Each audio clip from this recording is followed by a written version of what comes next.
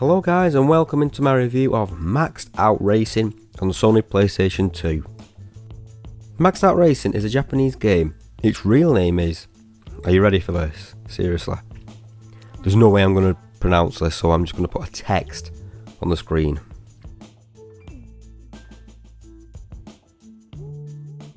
Quite a catchy name, right? And after some researching into this, I found that the Simple series has lots and lots and lots of games. Hundreds. And I am not exaggerating. So for this review, we are definitely sticking with the European name. And for people in North America, if you've never heard of this game, it's because for some reason, they never released it to you guys. So I picked this game up at CEX for 25p. And looking at the back of the case, intrigues me to get this game, because just by looking at the pictures, some of the customizations on these cars look balmy. And I know the graphics look cheap, but for me it's the gameplay that matters. For example, about 5 or 6 years ago, I had a PS2 game called Alarm for Cobra 11 Volume 2 Hot Pursuit. What is it with these long names in these titles of these games? Anyway, now with that game, the graphics were no Gran Turismo 4, but it was an enjoyable game. So never judge a book by its cover. You're not gonna lose, okay? But after playing this for 40 minutes, I realised for this game, you should judge a book by its cover. Where do I start the review of this game? Seriously, where do I start with this review? Because now guys, I am usually, when I do reviews, I actually do a script. I'll write down what I'm going to say for certain games so I can say it properly and have a good think. But for this game, I'm not doing that. I'm just going to do it like straight from my mouth, basically, the mother tongue. Because this game does not deserve the credit and writing for this game. Like, you're doing a script for this game. Because I've only just, I played this for about 40 minutes and I've just come off, I came off this game about just shy of an hour, just under an hour of me doing this talk to you now. Because I didn't want to like go off the game and then just jump straight into review, because after playing that game it's just messed my head up with frustration. So I had to come off and just relax and do the review now. So I started the game and there's no cutscenes, so you just jump straight into a menu. And there's only 2 game modes. There is this, I forgot the name of it, it's like a battle mode.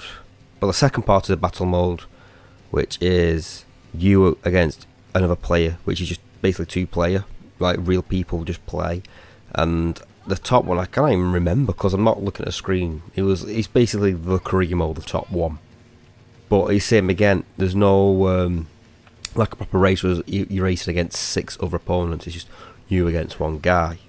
And that's basically the career mode. So when I loaded the game, to be fair, they give you a good selection of cars to choose from, but the quantity is not as good as the quality, because basically some of the cars are just copied again, but they're just reskinned. So basically they could say, oh, there's 20 cars to choose from. This is just a rough guess because there's a few. You could say there's 20 cars to choose from, but basically there's about 3 or 4 cars there in total, but just like reskinned. And I don't know what the hell it is with these stupid exhaust systems, because once you see the gameplay, there's some just stupid, ludicrous exhaust systems, like some kind of weird fetish with them. I have no idea why they do it, but it's just there for shits and giggles, basically. But that is the least of my worries of this game. So eventually I just pick a car. Just the first car I picked was this blue one. I just thought it was nice, until I saw the front and it had this ugly stone face on it. But like I said, that's just nothing. So once I go to a race, I had to choose an opponent. So it's basically like Tekken. You just pick a little boss, fight them, and just get another one, and you carry on like that.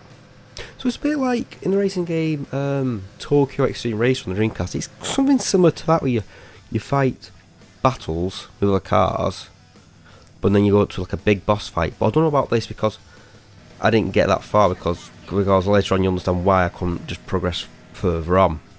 So I picked one guy, And it gives you these stupid stats about, doesn't read them, but there's so many stats about like what mood they're in, the temper, the cars, the skills and hobbies and just stupid stuff, which basically means jack shit.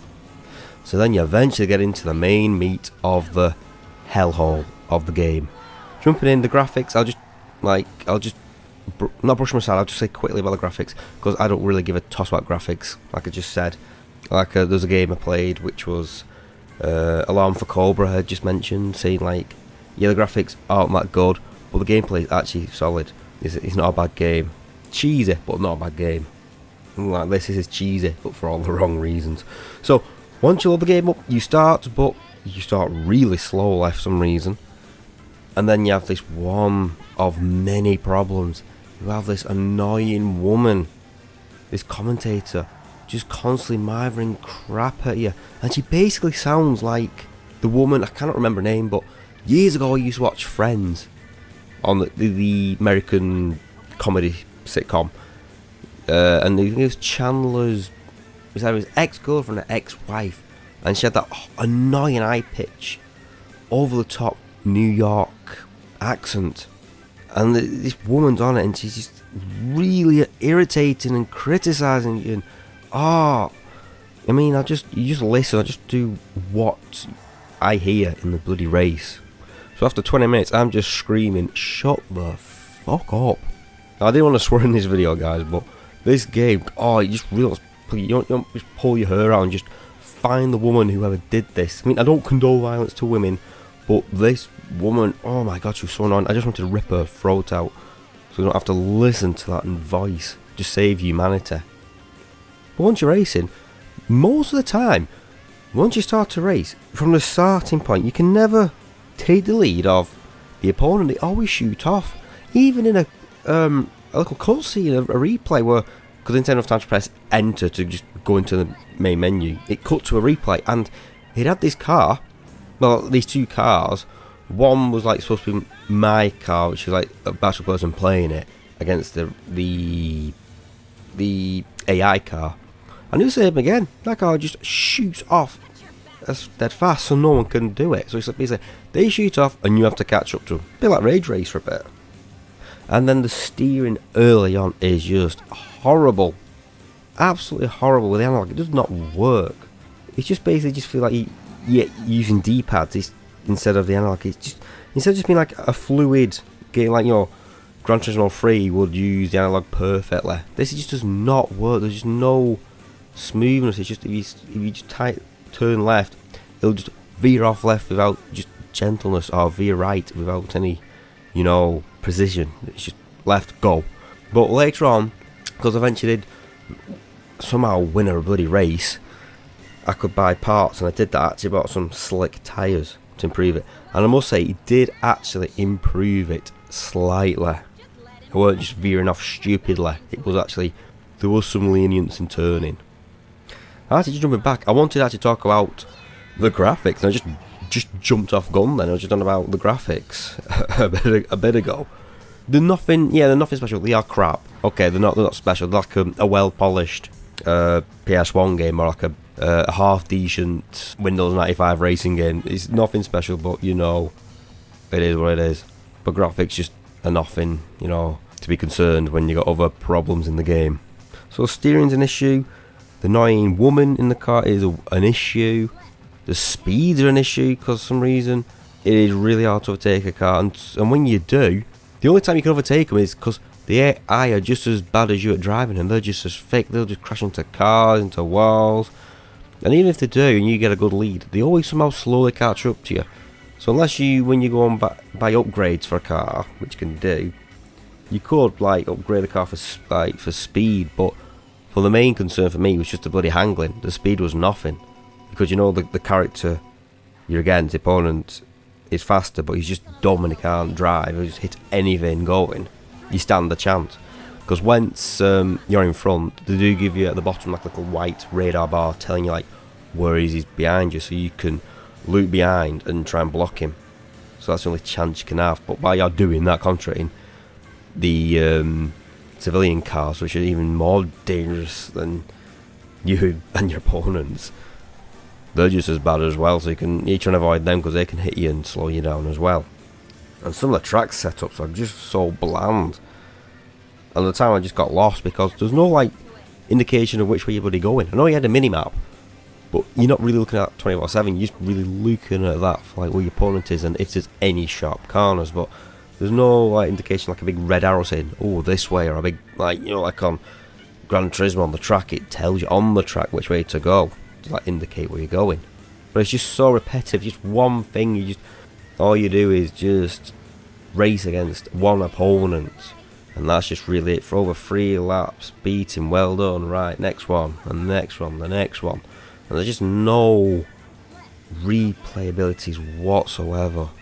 I mean, just looking at the game and just hearing it, you can just tell just how horrible it is. And this game cost me 25p. It feels like the budget was 25p.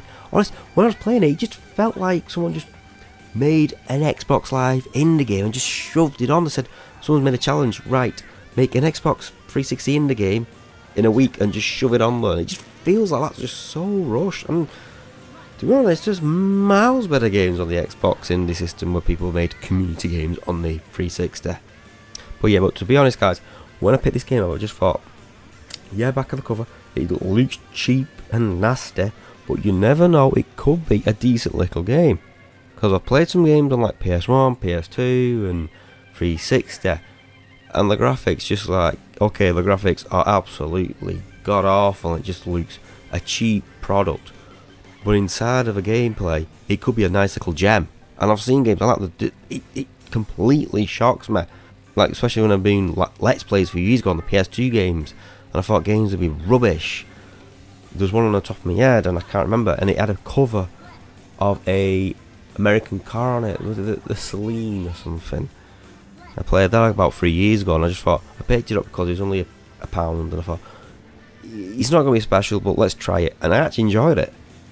So, you know, there is some games that look cheap and nasty, but they are a solid racing game.